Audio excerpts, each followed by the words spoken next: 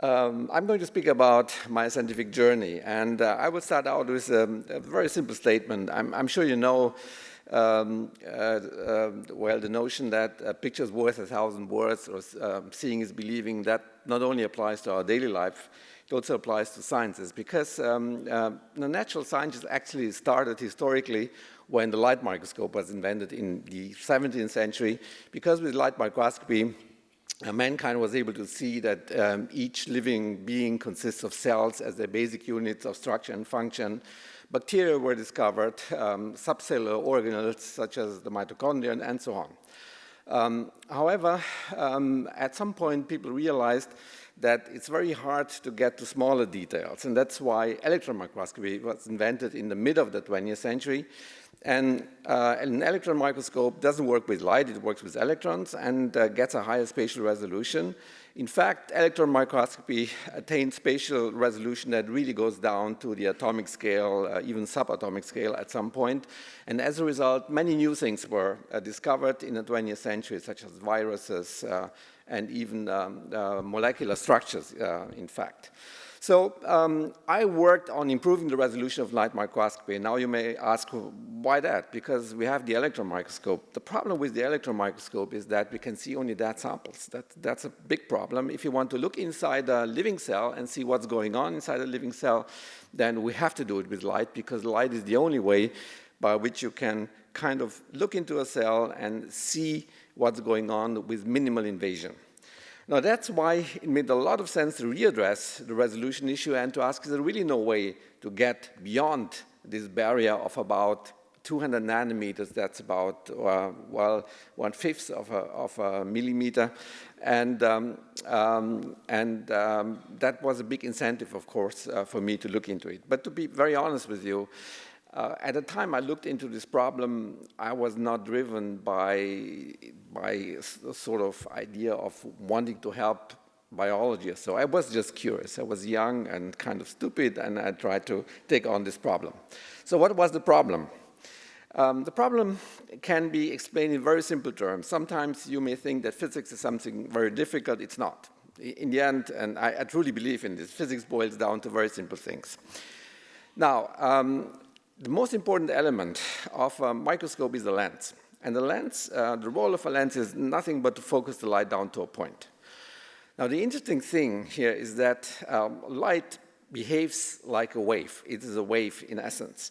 And therefore, it's not possible for a lens, and there is no lens that could do that, to concentrate the light on a single point. There's no way to get a focus here that is as sharp as a point. So let's imagine that a sample consists of many molecules, and each dot represents a single molecule. There's no way that the lens could focus the light just on a single molecule. What will happen instead is that because of the wave nature of light, we will get a blob of light that has a minimal extent. And its minimal extent is about 200 nanometers in this direction and about 1,000 nanometers in that direction. So along the optic axis, as this direction is called. And therefore, we will not address just a single molecule, but we'll address many, because there's no other way of doing it, because the spot of light is as big as it is. And therefore, the molecules that will be illuminated by light and the molecules that will send off back or send light back, as a result, the scatter light back as a result will be many, if you have many of them. Now, I should mention at this point that usually in biological microscopy, molecules are kind of decorated with fluorescent molecules that emit fluorescent light when, for example, green light is used to illuminate them. Then orange light, for example, is coming back. So in essence, it means that all these molecules produce orange light. This orange light comes back, and then we have a detector. And of course, each of the molecules produces a wave of light, that's clear. And all molecules altogether will produce many blobs of light, because each wave makes a blob in here as well. And because the blob has a finite extent, all these blobs will overlap in space. And no matter what we do here, we could place any detector in here, the blobs will overlap, and we will never know. It could be the eye used as a detector or a camera. We will never know which of the molecules is the actual source of of the light that we detect here in the camera, because it's all kind of, the light is overlapping all the time, and so we get a total confusion made out of those, as a result of those many molecules emitting fluorescent light. Now, that's why people believe that there is no way of separating two molecules that are that close, because they will emit light at the same time altogether.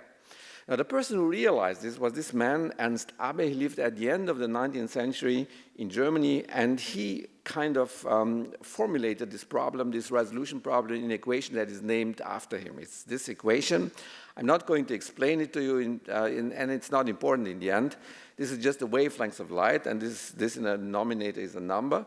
But the point I'm making here is this equation can be found basically on a memorial that was erected in his honor in Germany, and on this memorial it is basically written in stone.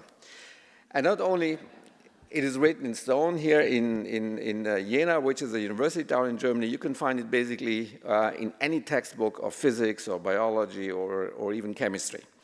And this was the fact. So you couldn't resolve any features that are closer together than this distance d, which amounted to about 200 nanometers. And when I was a student back in the 80s in physics, this was the maximum resolution that you could get at that time. So it was a fact, not only a theory. Now, as David just mentioned in the introduction, I managed to come up with an idea that proved that you can overcome this resolution barrier, and this method is called STAT, and you can see here details that are much more finer, of course, much more elaborate than what you see in here as a result of the higher resolution. And of course, as David mentioned, this had an impact, and the impact that it had on me personally and on my family is that on December 10, 2014, which is quite exactly 10 years back, I had the honor and the pleasure to be invited to Sweden, and the King of Sweden basically gave me and to other American colleagues a medal, which was very nice. And this is a really nice event because it's followed by a banquet. This is what the banquet looks like, and it comes with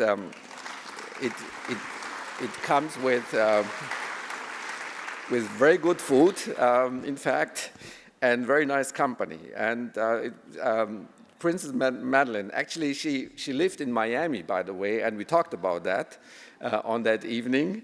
And she was just about to move from Miami to back to Sweden at the time. And she was very fond of her life in Florida, I should mention at this point. But you're not interested in this type of gossip, so I'm coming back to the science, and I would like to explain to you now how I actually got to work on this problem. Now, I was born actually in Romania. My ancestors actually moved in the 18th century from southwest Germany to that part of the world. So I was German ethnic, and this was still communist Romania, and we were very worried at that time that communism, of course, is it's a dictatorship. It was a dictatorship in the end, and so my parents decided that we should get out of the country and cross the Iron Curtain as if it's possible. And so we managed, after many problems, to leave Romania and to move to Germany. Germany had and still has a very generous immigration program at that time. And so in 78, we moved actually to the Heidelberg area. In 81, I started to study physics. And as a young physicist at that time, and most young physicists at that time, I wanted to do something very profound. I want to study something theoretical. I want to come up with a new theory that describes the world much better. That was the plan. But I spoke to other students and said, you should not do that. Don't become a theorist because you'll get unemployed. There's no jobs for you. You end up as a taxi driver. And of course, since my parents just were immigrants and didn't have the money and so on, and I'm an only child, I felt that I have to do something that really gets me a job afterwards with a company. And therefore, I signed up with a university professor who had just founded a startup company, and the startup company concentrated on developing microscopes for inspecting computer chips. So basically IBM or Hitachi and these companies would send computer chips, and my job was to look at them and see if they had any defects or something like that. And now you can imagine this was not a real physics subject as for doing a PhD. This was very, very technical, and I was totally frustrated. I almost got depressed and close to a burnout. And I felt maybe I have to give up all this, and that's not why I studied physics and gone through all these difficult equations and so on, quantum mechanics and the rest. And at some point I thought, okay, maybe this microscopy is the old technology of the science of the 19th century, but maybe there's still a problem that is interesting enough to pursue. And this problem could be the breaking of this resolution barrier. It's called a diffraction barrier, as David said in the introduction. So if I could break this barrier, then this would be really cool. This would be real science, so to speak. And so that kind of made me more lighthearted, I should say, and I decided to look into this problem. I went to my professor and said, I think there is something we should look into this. But he said, no, I don't think this will work out. And I talked to others, and they didn't believe in it. And I then went to a place in Finland called Turku that I had never heard of before, because there was a friend in the lab. He was Finnish and said, I'm going back to Finland, and you should join me, and maybe we find something for you there. And funnily enough, 8 weeks after I got there, I got the idea that eventually won me a share of the Nobel Prize. And I'm going to explain this idea to you now. Now, as I said in the beginning, the problem is that all these molecules are flooded at the same time with light. So the green light has a minimal size, and all these molecules are flooded by light. And as a result, we get a total confusion, total mess, because all these molecules produce light here at the detector, and we won't know which of the molecules was actually emitting light, and so we cannot separate them. Now, what I figured back in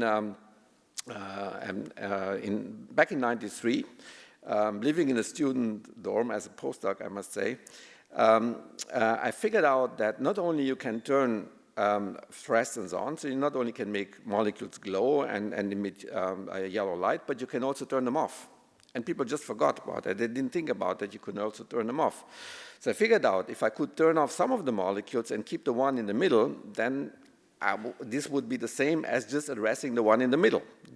It would have the same effect.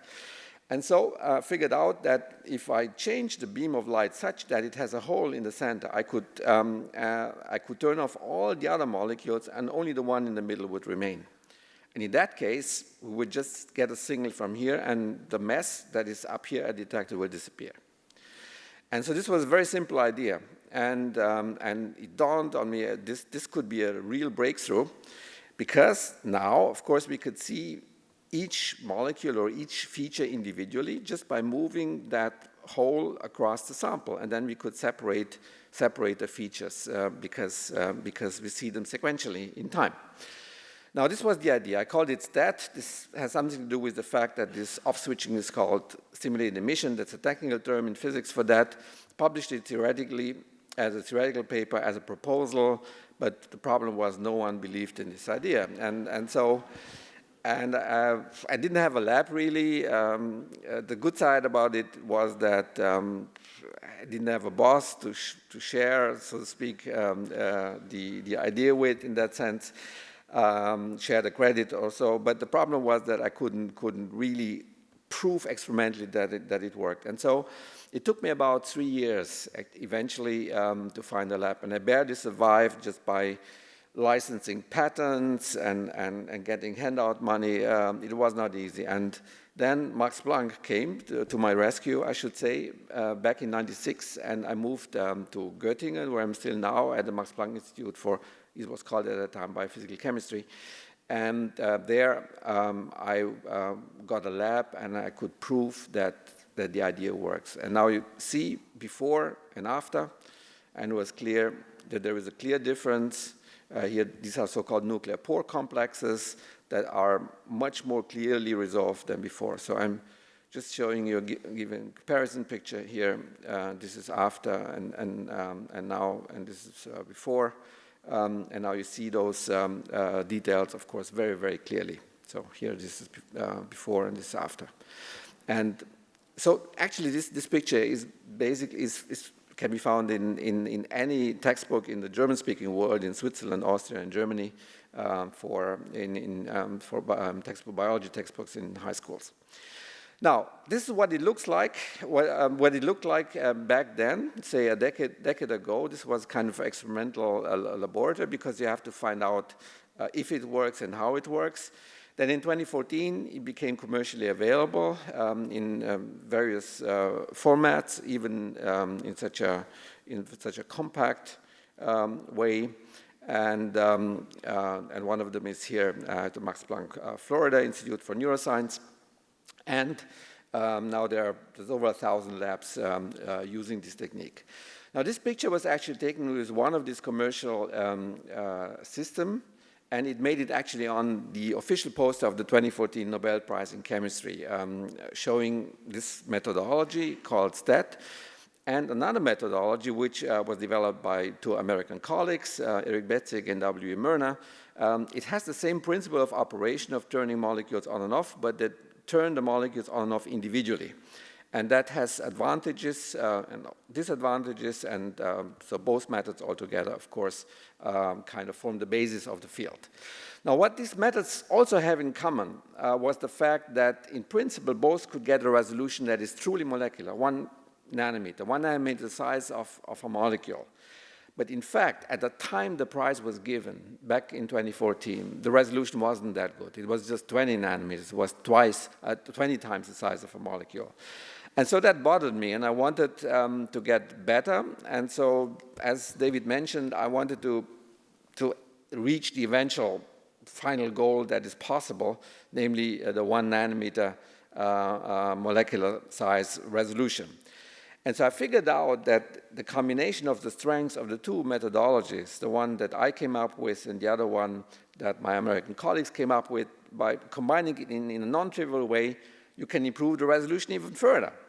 And so I came up with another method called MinFlux, and this method indeed provided now for the first time a resolution that is truly molecular.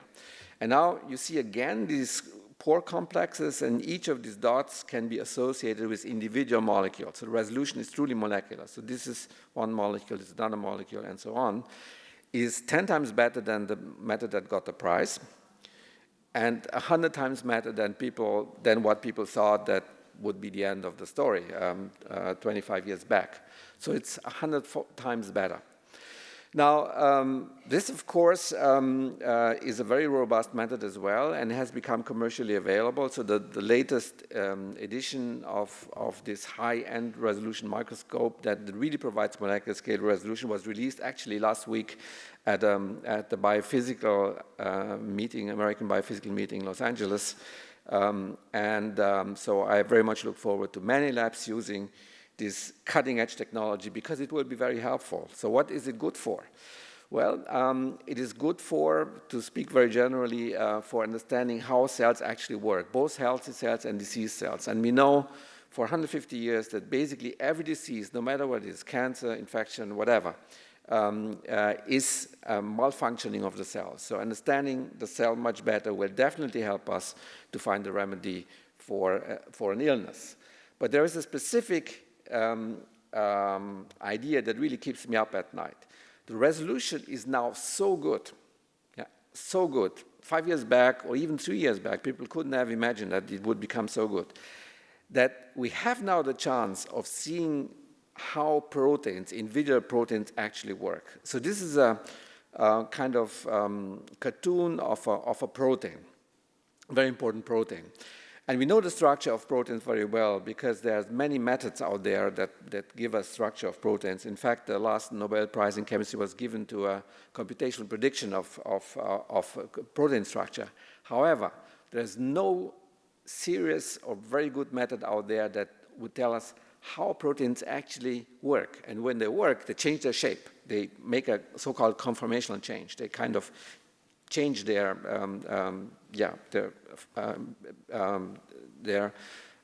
say, steric arrangement, the arrangement in space. And now I'm convinced that we will be able to see that for the first time, see proteins in action, how they work. And why is this important? It's important because many proteins are heavily involved in disease. And many drugs act against certain proteins. And if we can see how proteins work, actually change their shape, we can understand how drugs work and how we have to design drugs in order to make, to kind of provide a remedy for a disease, because we can kind of impede the action of a certain protein. So what I believe in is that this methodology should help us to speed up drug discovery by a great amount. I think this, you know that a drug, it takes about a decade or 15 years to get a good drug, and this has to be shortened for many reasons. And once you understand exactly how protein works, you can design drugs much better with much lower side effects, much more effective, and we can cut down both the costs of drugs and the time it takes to develop drugs. And this is something that I hope we can contribute with and find a solution to speed up the process. So I'm talking to scientists on both sides of the Atlantic, to pharmaceutical companies, both sides of the Atlantic, and this is my big dream, speeding up drug discovery. So that's why I'm here. I'm very pleased to be here at the Max Planck Institute for Neuroscience. The second time, as a matter of fact, talking to colleagues, talking to scientists. I think we have to get our acts together in order to advance science to the benefit of humankind. So last time I was here, actually, 3 of our 4 kids were here at the Benjamin School. So there's a picture that I've taken in 2018. So the 2 boys are now in medical school, and the girl is now in a boarding school in Philadelphia. But the youngest, Wolfgang, he's now a very proud Buccaneer. And with that, I thank you so much for listening so patiently.